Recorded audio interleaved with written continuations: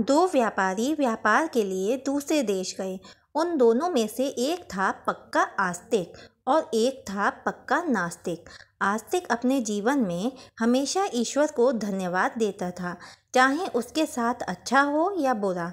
नास्तिक हमेशा ईश्वर को कोसता रहता था।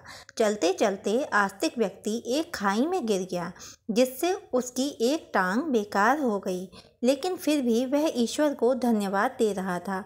यह देख नास्तिक को अचरज हुआ। उसने पूछा, देख, एक तो तेरी टांग टूट गई और तू है कि ईश्वर को धन्यवाद दे रहा है।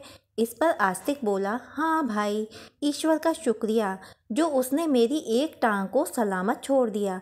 वो चाहता तो इसे भी तोड़ सकता था, लेकिन उसने ऐसा नहीं किया। ईश्वर सचमुच बहुत दयालु है।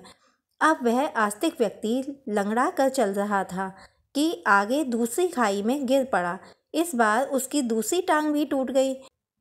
इस बार भी वह ईश्वर का शुक्रिया अदा कर रहा था। यह देख नास्तिक आग बबूला हो गया। वह तुनक कर बोला, पागल हो गए हो क्या? तुम्हारी दोनों टांगें टूट चुकी हैं और तुम हो कि ऐसे निर्दयी ईश्वर का शुक्रिया अदा कर रहे हो।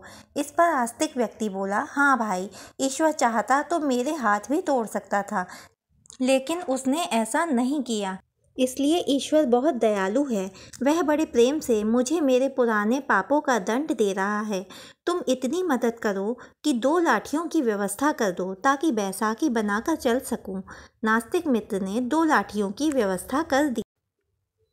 इस पर आस्तिक व्यक्ति बोला, भाई, ईश्वर ने मुझे अभी भी जिंदा रखा है, इतना काफ़ी है। यह सुनकर नास्तिक व्यक्ति झुंझला कर बोला, ठीक है, तो अब मैं तुम्हारी कोई मदद नहीं करने वाला। मांग लेना अपने ईश्वर से मदद।